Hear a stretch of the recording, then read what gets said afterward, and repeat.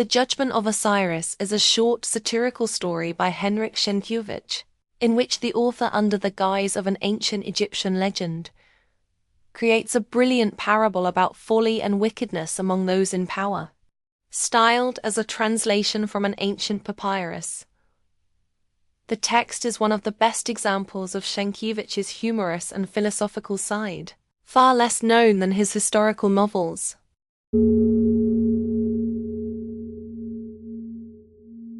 The Judgment of Osiris, translated from an Egyptian papyrus by Henryk Sienkiewicz.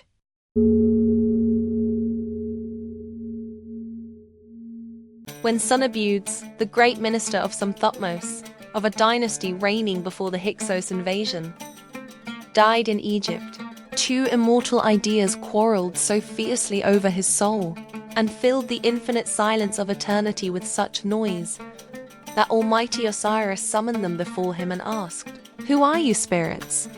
Who is this sinner my hawk's eye sees among you? And why, in the land of silence, do you argue like two market women from Memphis?" Then the first spirit replied, "I, Lord, am immortal folly. I cared for His Excellency Sennacherib like a loving mother. I dictated all his words, guided all his deeds. I never left him for a moment, and since he faithfully clung to my robe all his life, being, as the Egyptian proverb says, as foolish as a table leg, I now wish to take his soul to the realm I rule, the eternal home of fools." Osiris turned to the second spirit. "Speak now," he said, taking in his hands the scales on which he weighed all thoughts, words, and deeds. "I, Lord, am immortal wickedness. I do not deny that His Excellency Sennacherib often committed blunders worthy of a donkey, but I claim that above all he was a rogue. If you allow, Lord, I can bring you thousands of proofs that folly, simply because she is folly, can never refute." "Folly," interrupted the hawk-eyed one, raising his providential finger, "cannot build, yet often knows how to destroy. But tell me, what do you seek?" "I wish, Lord, to take this soul and place it in the realm I rule, the eternal home of villains." As she spoke, she seized Sennacherib by the hand, but Folly grasped his other hand at once, and both, holding their breath, waited for the Just One's verdict. The Just One fixed his bird-like gaze on Sennacherib and watched him for a long time. At last he said, "I see that both of you have a right to him. I would gladly hear and judge you, but the situation is peculiar. Your proofs, folly, will be foolish. Yours, wickedness, wicked.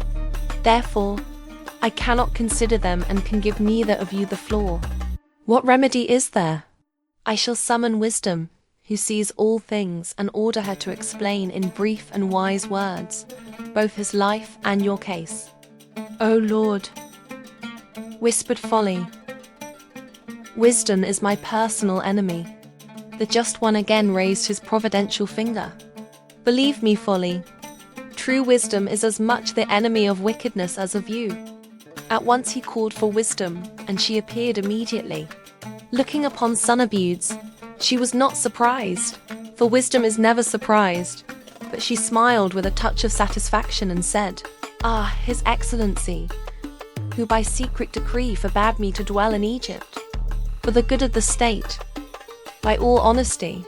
Sennacherib began to explain, but Osiris ordered him to be silent and asked, "Tell me, wisdom, was that decree more foolish or more wicked?" "Equally so, entirely equally," answered wisdom. The Just One placed equal weights on both pans of the scales at his feet.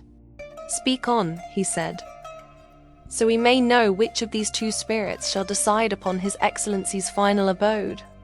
Then wisdom began to recount the whole life of Sennacherib, from early youth to his last earthly moment. She recalled how in the Academy of 100-gated Thebes he was a fervent liberal. How, entering office, he soon joined the state bureaucrats and mocked the very principles he had once preached. How under the slogan, "Egypt for Egyptians," he labored to unite the nation under Memphis bureaucracy. And throughout his long career, He constantly suspected, spied, reported, warned, forbade, restricted. Instead of expanding human life and activity, he poisoned and confined it. "Would you not say these are villainies?" asked Osiris, adding weight to wickedness' scale. "I do not deny it, all-perceiving one," answered Wisdom, "but there was folly as vast as the pyramid of Cheops. The son of Udes, thinking he served Egypt's power, in truth weakened it. Believing he served its glory, he defamed it. Seeking order, he bred disorder, and never once thought his work might bring only ruin." "Then more must go to the scale of folly," said the Just One. "Indeed," replied Wisdom, "but hear me further, Lord. Later Udes became governor of the northern province of Pata, inhabited by Phoenicians and Greeks.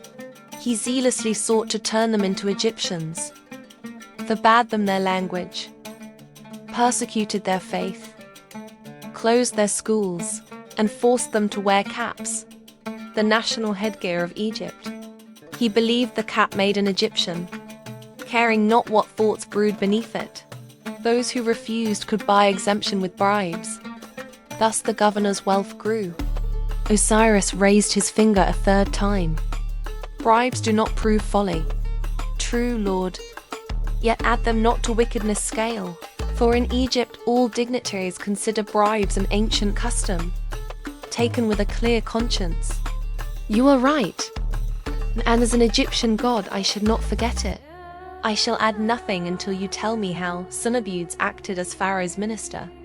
"Egypt, as you know, Lord, needed great reforms. Udes ensured they were small and shallow.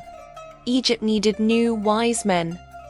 He entrusted reform to old, foolish clerks, their enemies.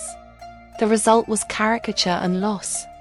Even a human of modest mind could grasp it. Not only your divine intellect, Lord.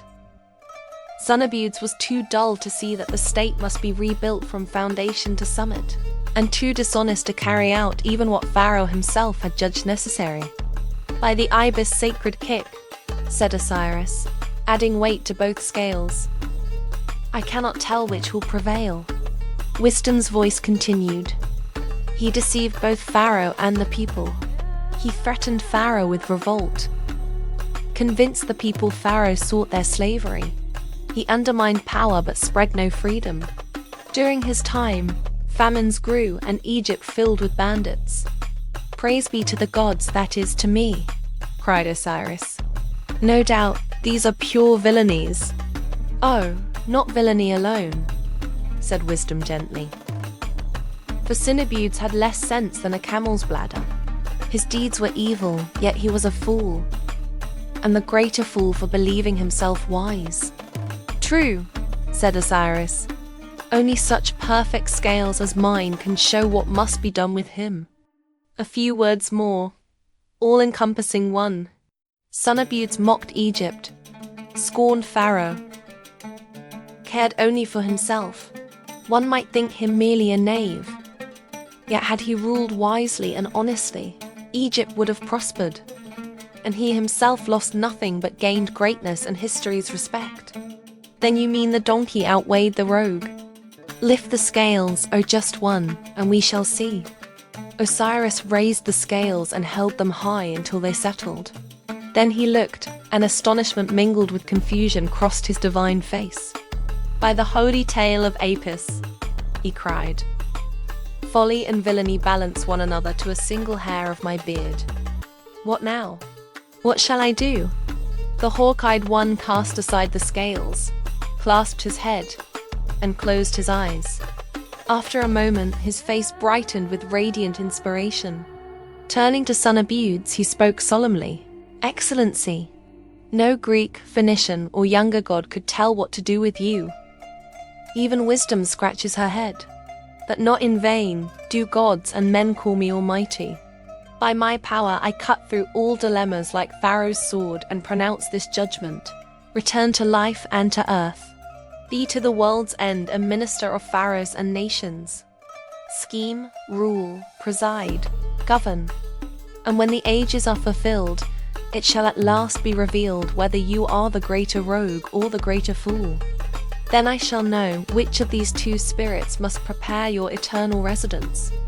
Having said this, he turned Sunnibudes toward the heavenly stairs and, with one mighty motion of his divine foot, hastened his return to earth.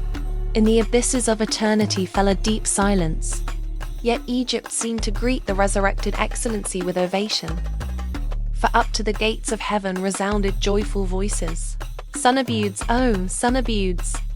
Wisdom began to laugh softly.